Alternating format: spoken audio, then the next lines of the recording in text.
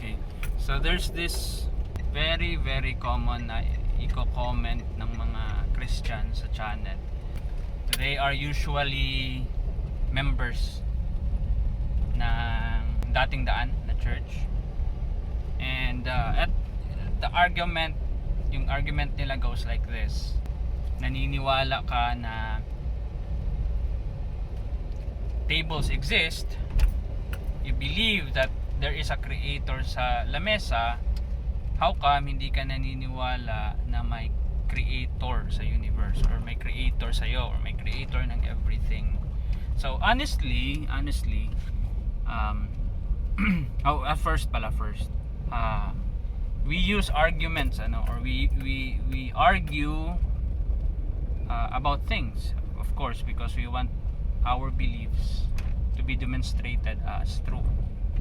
So that's your way of saying, no, na John, you're being very illogical for not believing na may creator, because eto bigyan kita ng example.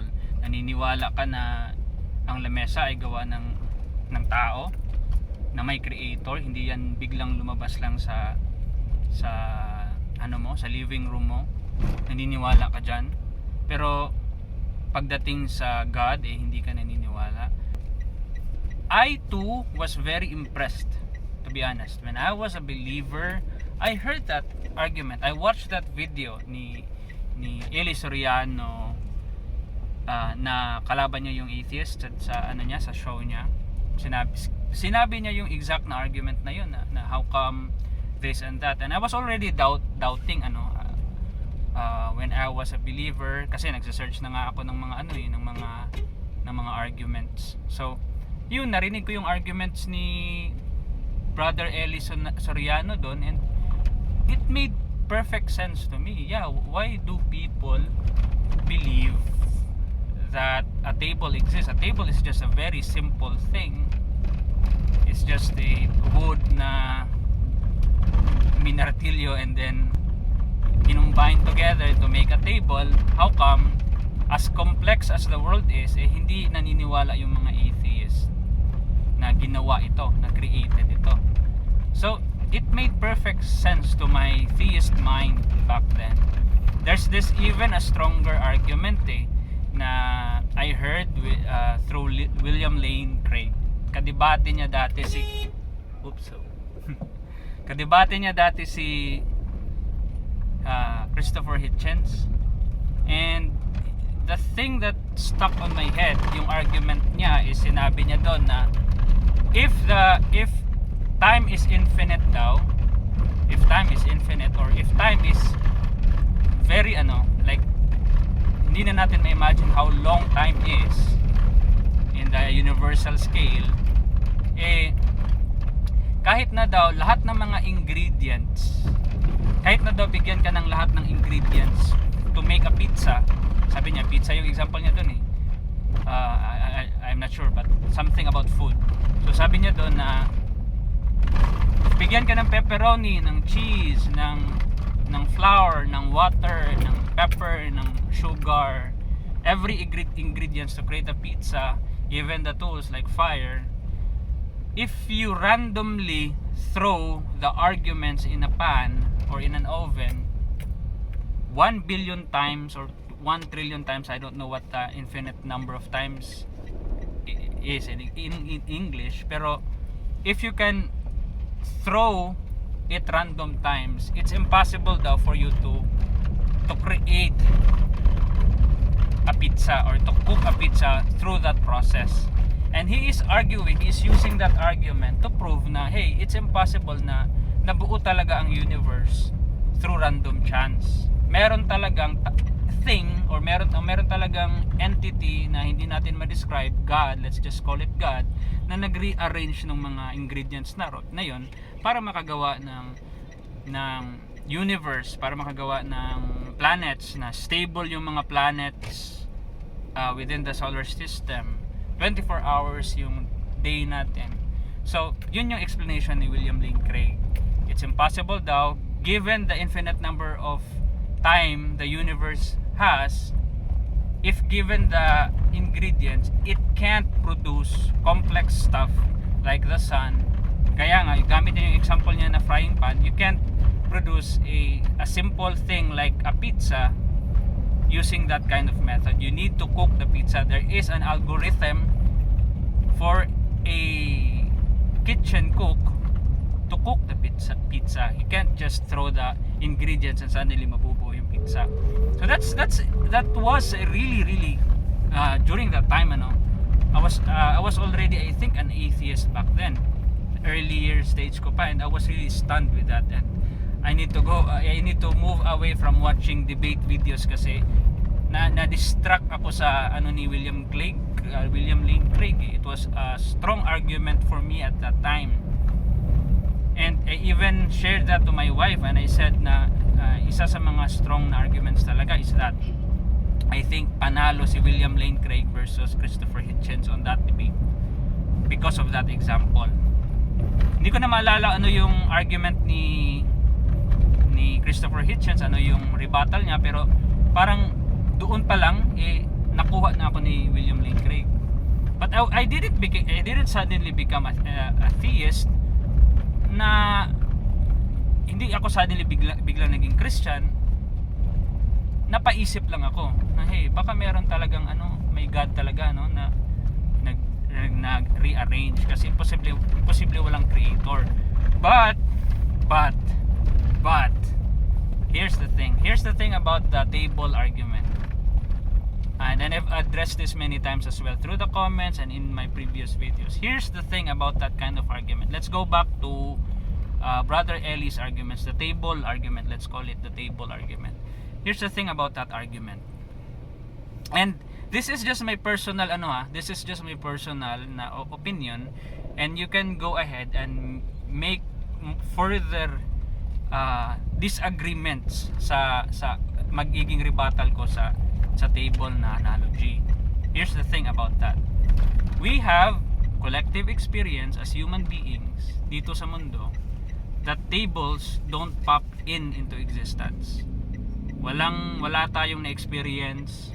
May mga kwento siguro sa mga kababalaghan ng mga paranormal, which I doubt are true, but so far from what we observe in our reality, hindi biglang nagpa-pop in yung mga tables. Same thing with gravity, hindi siya suddenly hindi gagana. Pag tumalon yung tao on top of a tall building down to the ground, babagsak talaga siya. Hindi pwedeng tumalon siya and biglang lilitaw. That's the reality. And that's the reality about tables as well. They don't pop into existence. They are always gonna be created by either robots, kasi meron na tayong technology to do that, and by humans na mano-mano siyang ginagawa. So that's our collective understanding about tables. And why am I saying that? I'm saying that because you are making an analogy sa isang bagay as if it makes sense when you translate it to God. Kasi when you say na dyan, ang complex ng lamesa may gumawa, therefore meron ding gumawa sa earth, that's the problem I have.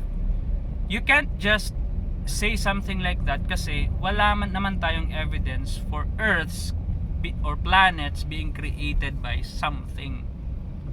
From our understanding, nabuo yung mga planets because of some scientific theories that we already have. You can explore those. You can read about those stuff, what the scientists are telling us how planets came to be. They have their own theories that they can back their theories up. Meron silang mga ebidensya, meron silang mga mathematical formulas to say na hey, nabuo yung planet na yan because of this and because of that. Hey, meron tayong mga lindol because there's such a thing called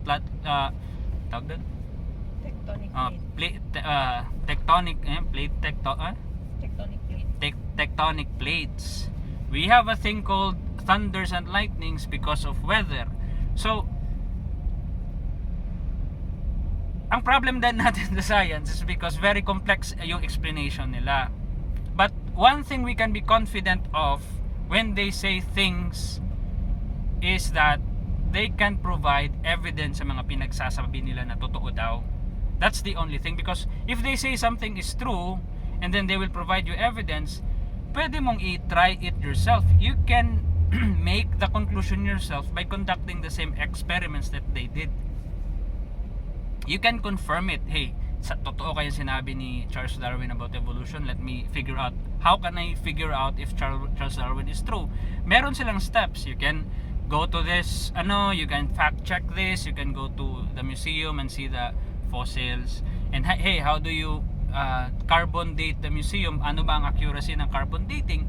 A lot of things ang pwede mo nang gawin to explore stuff. The problem I have with your story, you comparing the tables and Earth, is that yeah, I have collective evidence that tables are made by humans. Wala tayong collective evidence na ginawa ito ng Diyos.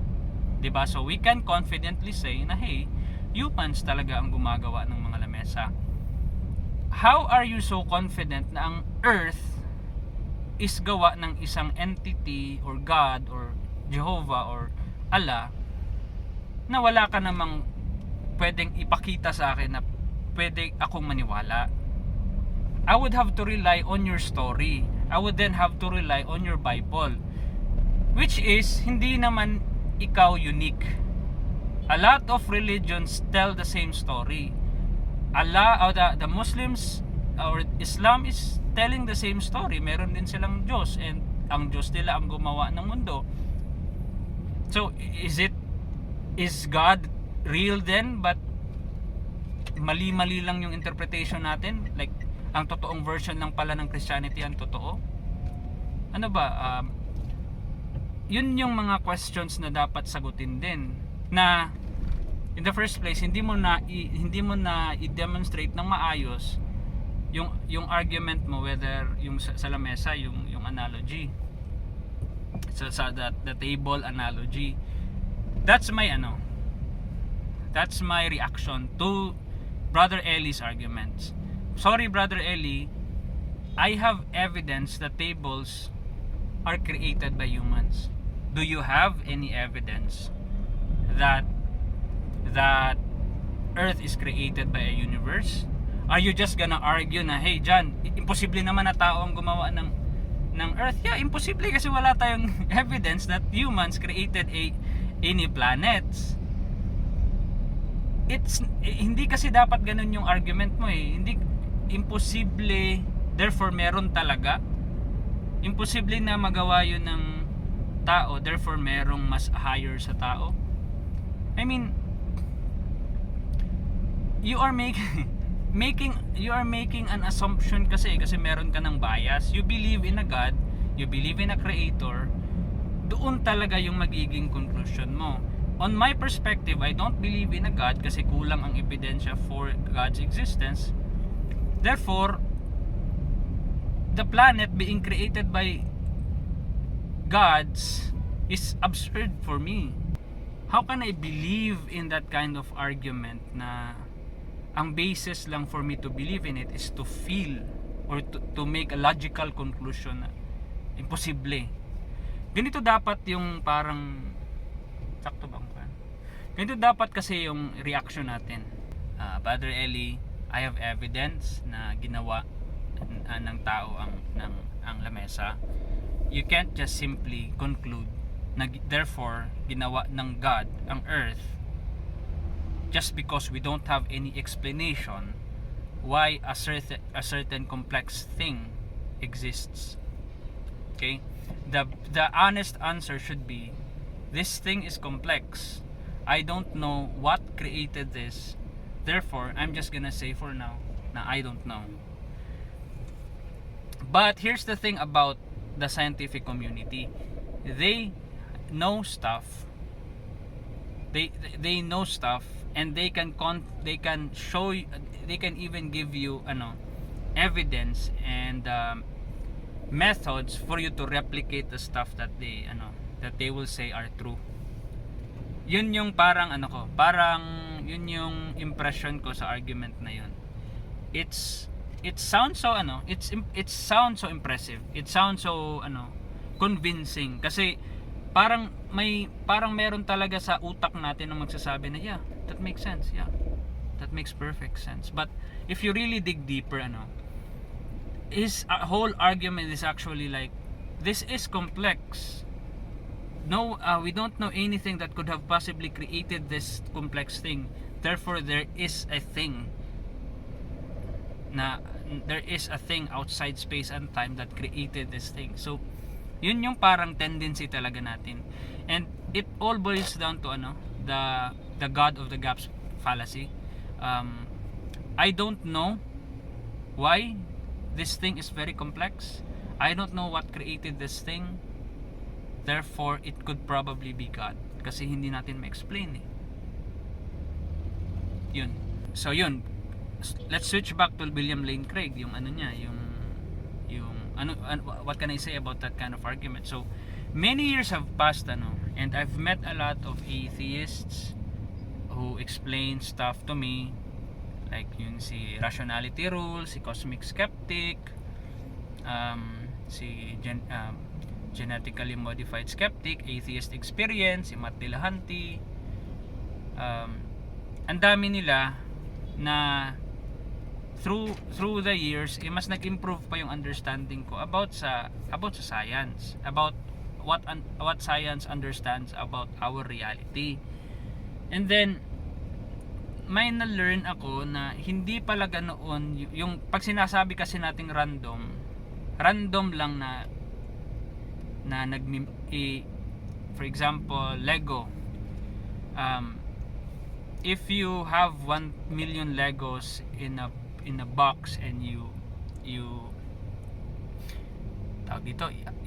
iaalog-alog mo siya trillions of times, I doubt makakabuo ka ng castle out of those Legos na inaalog-alog mo within the box. I bet you could create siguro may mga magsistick na mga maliliit, pero hindi siguro mabubuo na parang isang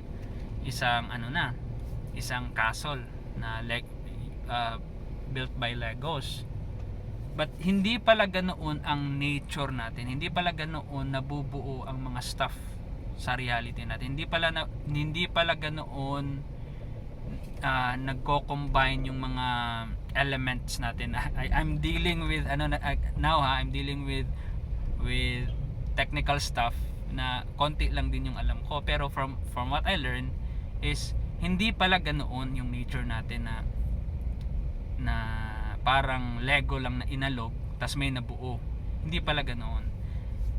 May inalog tayo, yes, there's still randomness at play, pero may progression pala. It's like inalog mo yung box, may nabuo na rectangle, and that rectangle will reproduce. Like it will have multiple copies of that same rectangle, and yun na, nakasave na yun na state na yun na rectangle, and it has the potential to create bigger rectangles. Diba? So hindi pala sila magsa-start ulit to become a single na Lego piece. Nagdikit na sila. Because of randomness, nagdikit na sila, and meron ng copies of that two Lego pieces na nagkadikit, and that will progress through time, and it will evolve into a more complex Lego piece. So hindi pala randomness na magre-reset back ang everything to its fundamental state. No. Randomness pala na may parang checkpoint, na may parang parang checkpoint sa, kumbaga, mahilig kasi ako sa computer games eh. Sa computer games, merong parang save na feature na nasi-save lahat ng state. And then it will again go through randomness, and that thing na na-save yung state niya will evolve little by little until it becomes a lot more complex. Yun pala. So mali pala yung understanding ko about randomness, and I bet mali yung understanding ni William Lane Craig sa randomness na binigay niya as an example. Kasi yun, tama siya. I still think na tama siya na hindi siguro magiging even his specific scenario na lahat daw ng ingredients ihalo-halo natin and i-mix natin, and imposible daw na makakabuo tayo ng pizza gamit ng mga I mean ano mo daw, ialog-alog mo daw yung frying pan. It's impossible daw na eventually makakagawa tayo ng pizza. I think what he did is he's just creating a scenario na hindi talaga posible ang isang pizza to occur using randomness. The thing about our reality is yung mga fundamental stuff nakakabuo ng isang complex na being na kagaya ko na kaya nang magluto ng pizza. Hindi pwede, siguro yung reality natin is it can't create a pizza through random chance. It can create a sentient being like me that can cook a pizza. So, gumawa siya ng scenario kasi na imposible talagang mag-arise ang isang pizza. Sa scenario ng reality natin, may mga fundamental na mga elements nakabuo ng mga complex elements. Ang complex elements nakabuo ng life at some point na nagko-consume ng energy, and then that simple organism turned into a complex organism, and they spread out, nag-speciate siya ang term doon, nag-branch out yung species niya depende sa climate kung nasan siya, nakabuo siya ng mga complex na mga animals, nabunga ang isang conscious na ape na kagaya ko, and nagluto ng pizza. So yun ang explanation ko kay William Lane Craig. Mali yung understanding niya sa randomness, and it's creating a scenario wherein hindi talaga pwede yung example niya. It's impossible talaga. Yeah, I think that's the isa yan sa mga isa yan sa mga very thought provoking na mga arguments, and I hope you theists na nakikinig dito won't feel bad if we argue back. It's not us saying na wala talagang Diyos. No, it's just us trying to tell you na hey, we've heard that before. We are not disagreeing simply because we hate your God. No, we are actually trying to help you to improve your arguments. Kasi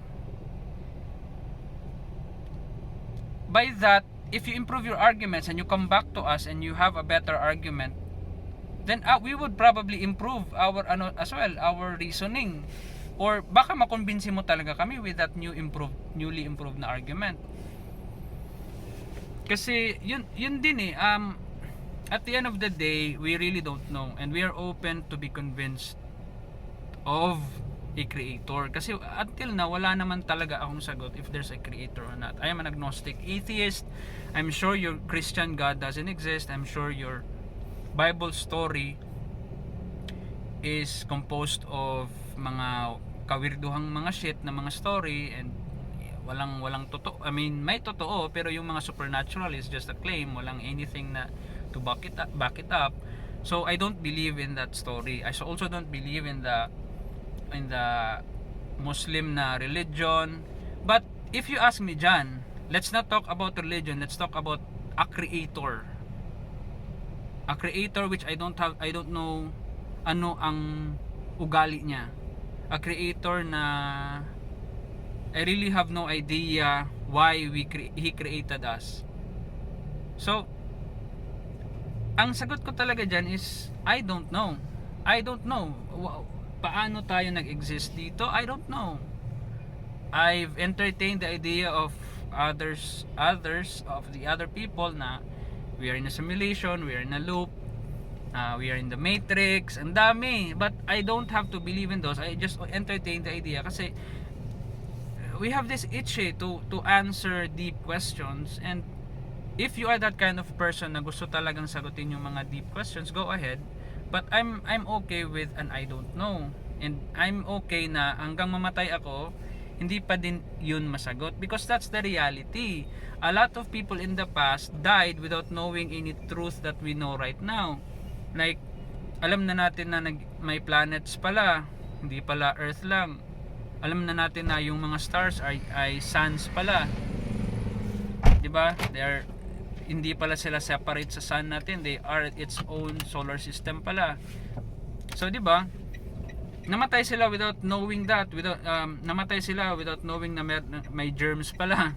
Akala nila mga incantations yun ng mga witches, kaya tayo nagkakasakit. Alam na natin ngayon, it's as basic as 1, 2, 3 that there are germs and we need to wash our hands. Dati they don't wash their hands because what's the point? Magic yung magic yung sakit eh. Barang yun eh, witches yun eh. So that's the reality. Many people have died without knowing truths in this world. So I might die not knowing na meron pala talagang Diyos. I'm okay because they were okay. They died without knowing what we know now. So yun. Ano pa?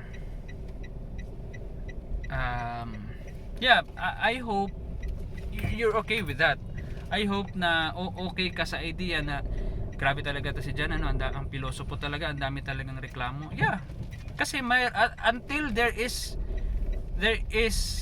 a flaw in your logic, until hindi pa siya pulido, until we see stuff that's wrong in your argument, we will continue to reklamo. Not because we really hate your God, no, but meron kasi ikakareklamo eh. Ano bang gusto mo? Even though meron kaming nakikita ang mali, hindi na lang namin sasabihin just for us to be friends. Hindi pwede yun. Pwede kung gawin yun, pero would that be very healthy in a community na hindi nagsasabi ng totoo yung kapwa mo tao, di ba? Importante pa din na i-express niya yung thoughts niya, negative man o positive. So I hope you're okay na hindi very convincing for me yung Brother Eli na the table argument.